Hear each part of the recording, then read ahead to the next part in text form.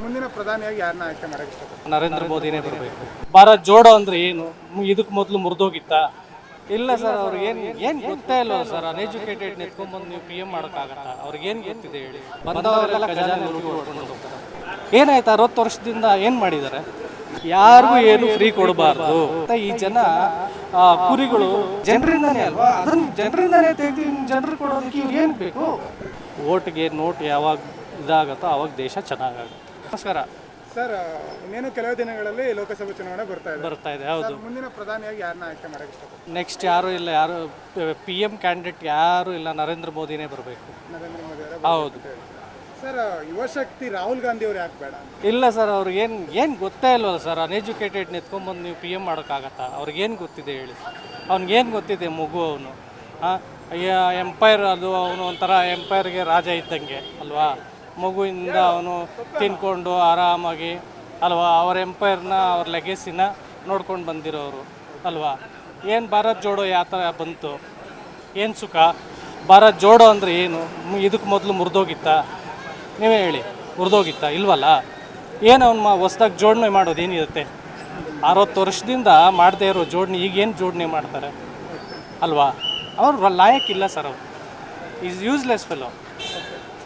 ಹಾಗಿದ್ರೆ ಸರ್, 9.5 ವರ್ಷ 10 ವರ್ಷದಿಂದ ಆಡಳಿತದಲ್ಲಿ ಇದ್ದಾರೆ ನಮ್ಮ ನರೇಂದ್ರ ಮೋದಿ. ಹೌದು ಸರ್. ಇವಾಗ ನೋಡಿದ್ರಿ ಸರ್ ಅವರ ಆಡಳಿತದಲ್ಲಿ? ಅಲ್ಲ, ಇವಾಗ ಕೇಳಿ, ನಮ್ಮ ಭಾರತ ದೇಶದ ಆರ್ಥಿಕತೆ ಎಲ್ಲಿತ್ತು? ಯಾವ ಸ್ಥಾನದಲ್ಲಿತ್ತು? ಈಗ 3ನೇ ಸ್ಥಾನದಲ್ಲಿ ಅಲ್ವಾ. ಹೌದಾ ಅಲ್ವಾ? ಆಮೇಲೆ ಈಗ 60 ವರ್ಷದಿಂದ ಯಾರಿದ್ರು? ಕಾಂಗ್ರೆಸ್ ಅವರೇ ಇದ್ರಲ್ವಾ.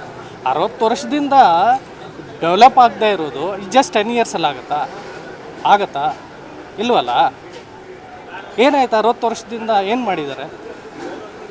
ಮಾಡಿದ್ದಾರೆ ನೀವೇ ಹೇಳಿ? ಬಡವರೆಲ್ಲ, ಸ್ಲಮ್ಮಲ್ಲಿರೋರೆಲ್ಲ ಬಂಗ್ಲೆಲಿದ್ದಾರಾ? ಈಗ 10 ವರ್ಷದಲ್ಲಿ ಬಂಗ್ಲೆಗೆ ಬಂದ್ಬಿಡೋಕ್ಕಾಗತ್ತಾ? ಇಲ್ಲ ಅಲ್ಲ. 60 ವರ್ಷದಿಂದ ಆಗದೆ ಇರೋದು ಇವಾಗ ಹಿಂಗಾಗುತ್ತೆ ಸಡನ್ನಾಗಿ. ಎಷ್ಟು ಸುಧಾರಣೆ ಮಾಡಬೇಕು ಅಲ್ವಾ. ಬಂದವರೆಲ್ಲ ಖಜಾನೆ ಲೂಟಿ ಹೊಡ್ಕೊಂಡು ಹೋಗ್ತಾರೆ. ಈಗ 10 ವರ್ಷದಲ್ಲಿ ಖಜಾನೆ ಮತ್ತೆ ಎಲ್ಲಿಂದ ತಂದಾಕ್ತಾರೆ? ಈಗ RBIಯಲ್ಲಿ ಯಾವಾಗ್ಲೂ 200 ಬಿಲಿಯನ್ ಹಣ ಇರ್ತಾ ಇತ್ತು. ಇವಾಗ ಎಷ್ಟಿದೆ ಗೊತ್ತಿದೆಯಾ ನಿಮಗೆ? ನಿಮಗೆ ಗೊತ್ತಿದೆಯಾ? ಮೀಡಿಯಾದು ಗೊತ್ತಿಲ್ಲ ಅಲ್ಲ. 700 ಬಿಲಿಯನ್ ಇದೆ RBIಯಲ್ಲಿ. ಹೆಂಗಾಗಿದೆ? ಜನ ಎಲ್ಲ ಆಸ್ಪೆಕ್ಟ್ಸಲ್ಲೂ ನೋಡಬೇಕು. ಏನು ಗೊತ್ತಾ, ಈ ಜನ ಕುರಿಗಳು ಏನು ಹೇಳಿ, ಬಸ್ ಫ್ರೀ ಅಂತಾರೆ, ಇಲ್ಲಿ ಕೊಡ್ತಾರೆ, ಇನ್ನು 5ರಲ್ಲಿ ಏರಿಸ್ತಾರೆ ಅಲ್ವಾ. ಕರೆಂಟ್ ಬಿಲ್ ಫ್ರೀ ಅಂತಾರೆ, ಕಮರ್ಷಿಯಲ್ ಅವ್ರಿಗೆ ತಲೆ ಮೇಲೆ ಹಾಕಿ ಹೊಡಿತಾರೆ. ಓಕೆನಾ? ಎಲ್ಲಿಂದ ತರ್ತಾರೆ ಇವರು? ಎಲ್ಲಿಂದ ಫ್ರೀ ಕೊಟ್ಬಿಟ್ಟು ಎಲ್ಲಿಂದ ತಂದು ಹಾಕ್ತಾರೆ? ಪೊಲಿಟಿಷಿಯನ್ಸ್ ಕೊಡ್ತಾರಾ? ಅವ್ರ ಕೈಯಿಂದ ಎತ್ಕೊಂಬಂದು ಹಾಕ್ತಾರ? ನಡೆಸ್ತಾರ ಗೌರ್ಮೆಂಟ್ ಯಾವುದೇ ರೀತಿ ಯಾರಿಗೂ ಏನು ಯಾವತ್ತಿಗೂ ಫ್ರೀ ಕೊಡೋದಿಲ್ಲ. ಒಂದು ಫ್ರೀ ಕೊಟ್ಟರೆ 10 ಥರ ದರಗಳು ಏರಿಸ್ಬಿಟ್ಟು ಜನರಿಗೆ ಕೊಡೋದು. ಜನ ಯೋಚನೆ ಮಾಡ್ತಾ ಇಲ್ಲ. ಏನು ಒಂದು ಗ್ಯಾಸು ಪೆಟ್ರೋಲ್ ಬೆಲೆ ಜಾಸ್ತಿ ಆಗಿಬಿಟ್ರೆ ಇನ್ನೇನು ಆಗೋದೇ ಇಲ್ವಾ? ಏನೂ ಆಗೋದೇ ಇಲ್ಲ. ಎಲ್ಲ ಆಗುತ್ತೆ. ಜನ ಯೋಚನೆ ಮಾಡಲ್ಲ ಅಷ್ಟೇ. ಫ್ರೀ ಅಂದಿದ ತಕ್ಷಣ ಬಿದ್ದೋಗ್ತಾರೆ. ಇದಕ್ಕೂ ಮೊದಲಿದ್ದಿದ್ದ ಸರ್ಕಾರದಲ್ಲಿ ಎಲ್ಲ ಬಿಸ್ನೆಸ್ಗಳು ಆರಾಮಾಗಿ ಫಸ್ಟ್ ಕ್ಲಾಸಾಗಿ ನಡ್ಕೊಂಡು ಹೋಗ್ತಾಯಿತ್ತು. ಆಫ್ಟರ್ ಎಲೆಕ್ಷನ್ಸು ಬಿಸ್ನೆಸ್ಗಳಿಲ್ಲ, ಏನೂ ಇಲ್ಲ, ಎಲ್ಲ ಪಜ್ಜಿತಿ ಆಗೋಗಿದೆ. ಹೌದು, ಬಿಸ್ನೆಸ್ ಮಾಡೋರಿಗೆ ಗೊತ್ತಿದೆ ಏನು ಅಂದ್ಬಿಟ್ಟು. ಏನು ಬಿಸ್ನೆಸ್ಗಳು ನಡೀತಾ ಇದೆ ಹೇಳಿ? ಎಲ್ಲ ಫ್ರೀ ಕೊಟ್ಕೊಂಡು. ಒಂದಷ್ಟು ದಿನ ಆಟೋದವ್ರು ನೋಡಿದ್ರಲ್ಲ, ಬಿಸ್ನೆಸ್ಗಳಿಲ್ಲ ಅಂತ ಅವರು ಸಾಯ್ತಾಯಿದ್ರು, ಅವರು ಗಲಾಟೆ ಮಾಡಿದ್ರು. ಏನು ಪ್ರಯೋಜನ? ಯಾರಿಗೆ ಸುಖ? ಫ್ರೀ ಕೊಟ್ಕೊಂಡು. ಹಾಗಿದ್ರೆ ಸರ್, ನಮ್ಮ ರಾಜ್ಯ ಸರ್ಕಾರದಲ್ಲಿ ಇರೋ ಫ್ರೀ ಆಪ್ಷನ್ಗಳು ಯೂಸ್ಲೆಸ್ ಅಂತ ಹೇಳ್ತೀರಾ? ನಿಮಗೆ ಇರಿ, ಇವಾಗ 5,000 ರೂಪಾಯಿ ಗೌರ್ಮೆಂಟ್ ಕೊಡುತ್ತೆ. ಸಾಕಾ ನಿಮ್ಮ ಜೀವನಕ್ಕೆ, ನಿಮ್ಮ ಫ್ಯಾಮ್ಲಿಗೆ ಸಾಕಾ? ಇನ್ನು ಮಕ್ಕಳನ್ನ ಓದಿಸ್ಬೇಕಾ ಬೇಡವಾ? ನಿಮ್ಮ ಫ್ಯಾಮ್ಲಿ ನಡಿಬೇಕಾ ಬೇಡವಾ? ನಿಮ್ಮ ಮನೇಲಿ ಮದುವೆ ಆಗುತ್ತೆ, ಗೌರ್ಮೆಂಟ್ 5,000 ರೂಪಾಯಿ ನಡೀತದೇನ್ರಿ? ಒಂದು ವರ್ಷ ಎತ್ತಿಟ್ರೆ ನಿಮ್ಮ ಮನೇಲಿ ಮದುವೆ ನಡೆಯುತ್ತಾ? ಫಂಕ್ಷನ್ ಮಾಡ್ತೀರಾ? ಹಾಗಿದ್ರೆ ಸರ್, ಯಾವ್ಯಾವ ರೀತಿ ಯೋಜನೆಗಳನ್ನ ಮಾಡಬಹುದು? ಯಾರಿಗೂ ಏನು ಫ್ರೀ ಕೊಡಬಾರ್ದು. ಕೊಡಬೇಕು. ಯಾರು ಕೊಡಬೇಕು? 65 ವರ್ಷ ಮೇಲ್ಪಟ್ಟವರು, ರಿಟೈರ್ಡ್ ಆಗಿರೋರು, ಮುದುಕರಿಗೂ ಇಂಥವ್ರಿಗೆ ಕೊಡಬೇಕು. ಕೈಕಾಲು ಗಟ್ಟಿ ಇರೋರಿಗೆ ನೀನು ದುಡ್ಡು ಕೊಟ್ಬಿಟ್ಟು ಫ್ರೀ ಕೊಟ್ಬಿಟ್ಟು ಕೊಡ್ತಾರೆ. ಇನ್ನೇನು ಮಾಡ್ತಾರೆ? ಎಲ್ಲಿ ಕೆಲಸ ಮಾಡ್ತಾರೆ? ಎಲ್ಲಿ ಮಾಡ್ತಾರೆ? ಏನು ಯೋಚನೆ ಮಾಡೋ ಆಲೋಚನೆ ಮಾಡೋದು ಕರೆಕ್ಟಾಗಿ ಮಾಡಬೇಕು. ಏನು ಸುಖ ಹೇಳಿ ಸರ್? ಫ್ರೀ ಅಂತ ಆಪ್ಷನ್ ಒಂದು ಯಾವ ಕ್ಷೇತ್ರದಲ್ಲಿ ಫ್ರೀ ಕೊಡ್ಬೋದು ರೀ? ಎಲ್ಲಿ ನಡೆಯಲ್ವೋ? ಈ ಉತ್ತರ ಕರ್ನಾಟಕ ಈ ಕಡೆ ಬಡವರು ಯಾವ ಪ್ರಾಂತ್ಯದಲ್ಲಿದ್ದಾರೋ ಅದನ್ನು ಯಾರಿಗೆ ವಯಸ್ಸಲ್ಲಿರೋರಿಗೆ ಯಾಕೆ ಕೊಡಬೇಕು? ಕೊಡಿ. ಅವ್ರಿಗೆ ಅದು ಒಂದೊಂದು ಕಾರ್ಡ್ಸ್ ಮಾಡಿಬಿಟ್ಟು ಏನು ಹೇಳಿ, ಇಂಥ ಈ ಏಜ್ ಅವರಿಂದ ಈ ಏಜ್ ಅವ್ರ ಮೇಲ್ಪಟ್ಟವ್ರಿಗೆ ಫ್ರೀಯಾಗಿ ಹೋಗಿ, ಅದು ಏನಾದರೂ ಉಪಯೋಗ ಇರುತ್ತೆ. ಎಲ್ಲರಿಗೂ ಫ್ರೀ ಅಂದರೆ ಎಲ್ಲಿ ಡೀಸೆಲ್ ಪೆಟ್ರೋಲ್ ಎಲ್ಲಿಂದ ತಂದು ಹಾಕ್ತಾರೆ ಗೌರ್ಮೆಂಟು. ಮತ್ತು ಈಗ ಒಂದೊಂದು ಬಸ್ಸು 2 ಅವರ್ ಆದರೂ 1 ಅವರ್ ಆದರೂ ಬಸ್ಸಲ್ಲಿ ಬಸ್ಗಳಿರಲ್ಲ, ಜನ ಕಾಯ್ತಾ ಇರ್ತಾರೆ. ಎಲ್ಲ ಕಡಿಮೆ ಮಾಡಿಬಿಟ್ರು. ಏನು ಮಾಡ್ತಾರೆ ಈ ಥರ? ಇದು ಸ್ಕೀಮಾ ಏನು ಬೇಕಾಗಿರಲಿಲ್ಲ ಅಲ್ಲ. ಇದಕ್ಕೂ ಮೊದಲು ಎಷ್ಟು ಚೆನ್ನಾಗಿತ್ತು, ಆರಾಮಾಗಿ ಯಾರೂ ಕೇಳಿರಲಿಲ್ಲ ಅಲ್ಲ, ನಮಗೆ ಫ್ರೀ ಬಸ್ ಕೊಡಿ, ಫ್ರೀ ಕರೆಂಟ್ ಬಿಲ್ ಕೊಡಿ ಅಂತ ಯಾರೂ ಕೇಳಿರಲಿಲ್ಲ. ಎಲ್ಲರೂ ದುಡಿತಾರೆ. ಇವತ್ತಿನ ದಿನ ಸಿಟಿ ಲೆವೆಲಲ್ಲಿ, ಸಿಟಿ ರೇಂಜಲ್ಲಿ ಒಂದು ಮನೆ ಕೆಲಸ ಮಾಡೋರು 15-20 ಸಾವಿರ ರೂಪಾಯಿ ಸಂಪಾದನೆ ಮಾಡ್ತಾರೆ. ಅವ್ರಿಗೆ ಏನಕ್ಕೆ ಬೇಕು ಫ್ರೀ? ಲಕ್ಸುರಿಯಾಗಿ ಹೋಯ್ತಾರೆ ಆರಾಮಾಗಿ, ಅವ್ರು ಚೆನ್ನಾಗೇ ಇದ್ದಾರೆ. ಅದರಲ್ಲಿ ಏನು ಇರೋರು ಇಲ್ದಿರೋರಿಗೆಲ್ಲನೂ ಕರೆಂಟ್ ಬಿಲ್ ಫ್ರೀ ಮಾಡಿಬಿಟ್ರೆ ಏನು ಸುಖ ಅಲ್ವಾ?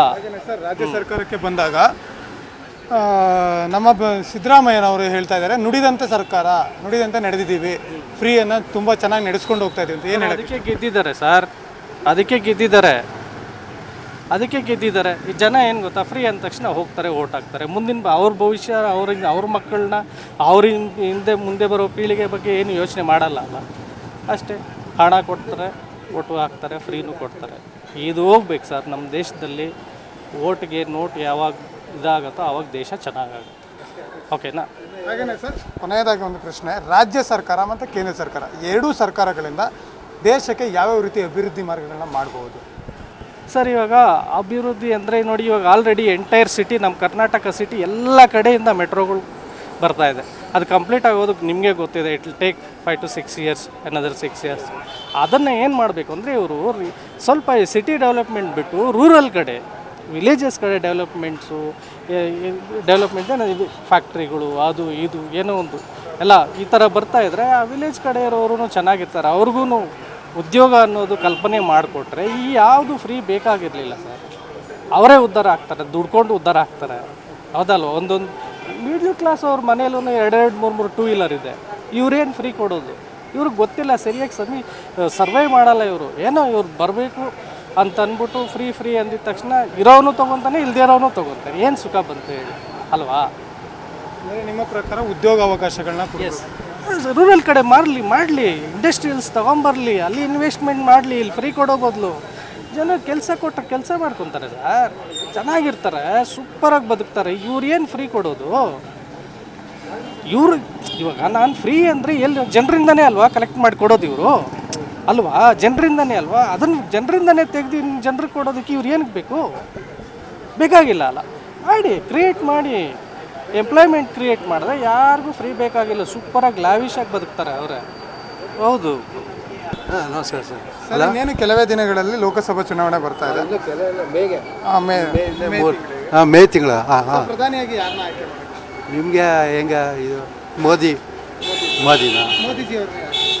ಮೋದಿ ಅವ್ರನ್ನ ಯಾಕೆ ಆಯ್ಕೆ ಮಾಡಿ? ಮೋದಿ ಇಲ್ಲ, ಅವ್ರ ನಡ್ಕೊಂಡು ಹೋಗ್ತಾ ಇದ್ದಾರೆ ಅಂತ. ಅದೇ ಈಗ ಪ್ರೆಸೆಂಟಾಗಿ ಅವರೇ ರಾಹುಲ್ ಗಾಂಧಿ ಇದ್ದಿದ್ದಲ್ಲ, ಈಗಿರೋ ಮೋದಿನೇ. ಮುಂದಿಗೆ ಲೋಕಸಭೆಯಲ್ಲಿ ನೋಡ್ಬೇಕು ತೀರ್ಮಾನ, ಮೋದಿ ಆಗುತ್ತೋ ಇಲ್ಲ ಯಾಕೆ ಬರ್ತಾರೆ ಗೊತ್ತಿಲ್ಲ ಅಂತ. ನಮ್ಗೆ ಯಾಕೆ ಅಂದರೆ ಗೊತ್ತಿಲ್ಲ, ಯಾರು ಮೋದಿನ ತಪ್ಪೇ ಹೇಳೋಕ್ಕಾಗಲ್ಲ, ಉಲ್ಟಾ ಆಗೋಗ್ಬಿಡ್ತಾ ಏನೋ ಅಂತ. ಮೋದಿ ಅವರು ಈಗ ಆಲ್ರೆಡಿ ಇದೆ, 10 ವರ್ಷದಿಂದ ಮಾಡ್ತಾರೆ. ಜನಗಳು ಯಾವ ರೀತಿ ಓಟು ಇದು ಮತದಾರ ಯೋಚಿಸ್ತಲ್ಲ, ಯಾವ ಓಟ ಯಾವ ನೋಡಬೇಕು ಹೆಂಗಾಗುತ್ತೆ ಅಂತ ಗೊತ್ತಿಲ್ಲ. ರಾಹುಲ್ ಗಾಂಧಿ ಅವರು ಯುವಶಕ್ತಿ, ಏನೇನು ಮಾಡ್ಬೋದು ಬಂದರೆ ಏನಾದ್ರು ನೋಡಬೇಕು. ಅವರು ಮಾಡಿದ್ದಾರೆ ಆ ಕಡೆ. ಕರ್ನಾಟಕ ಗೆದ್ದು ಅವಾಗ ಈಗ ಹೆಂಗೆ ಜನ ಯಾವ ರೀತಿ ಜನ ಹೆಂಗೆ ಇರ್ತಾರೆ ಯಾರು ಗೊತ್ತು ತೀರ್ಮಾನ. ಸರ್, ಹಾಗೆ ನಮ್ಮ ಕರ್ನಾಟಕ ರಾಜ್ಯಕ್ಕೆ ಬಂದಾಗ ಸಿದ್ದರಾಮಯ್ಯ ಅವರ ಆಡಳಿತ ಹೇಗಿದೆ? ಈಗೆಲ್ಲ ನಡೀತಾರೆ, ನೋಡಬೇಕು. 6 ತಿಂಗಳಾಯಿತು, ಮುಂದಕ್ಕೆ ಯಾವ ರೀತಿ ನೋಡಬೇಕು.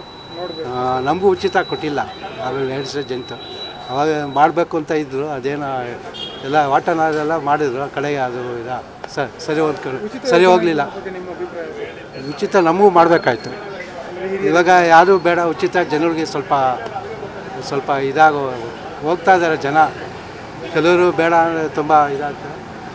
ನಮಸ್ಕಾರ, ಬಂದ್ಬಿಟ್ಟು ಸರ್, ಹಿರಿಯರಾಗಿ ಒಂದು ಪ್ರಶ್ನೆ. ಸರ್, ಯಾವುದೇ ಸರ್ಕಾರ ಬರಲಿ, ಏನೇನು ಅಭಿವೃದ್ಧಿ ಕೆಲಸಗಳನ್ನ ಮಾಡಬೇಕು ಸಿಟಿಯಲ್ಲಾಗಲಿ ಹಳ್ಳಿಯಲ್ಲಾಗಲಿ? ಈ ರೋಡು ಇದು ಮಾಡ್ಬೇಕು ಸರ್. ಇದು ಸ್ವಲ್ಪ ಸಂಜಯ್ ನಗರಕ್ಕೆ ಅಷ್ಟೇ ಓಡಾಡೋಕ್ಕೆ ಸ್ವಲ್ಪ ಸಿಗ್ನಲು ಎಲ್ಲ ಹಂಪ್ಸ್ ಹಾಕಬೇಕು ಅಂತ ಇದು ಮಾಡಿ ತುಂಬ ಓಡಾಟ ಜಾಸ್ತಿ, ಟ್ರಾಫಿಕ್ ಜಾಸ್ತಿ, ರಸ್ತೆ ದಾಟಕ್ಕಾಗಲ್ಲ. ಇದು ಈ ಕಡೆ ಎಲ್ಲ ಕಡೆ ರೋಡ್ಗಳನ್ನ ಹಾಂ, ಸ್ವಲ್ಪ ರೋಡ್ ನಮ್ಮ ಏರಿಯಾ ಕಡೆ ಮಾಡಬೇಕು.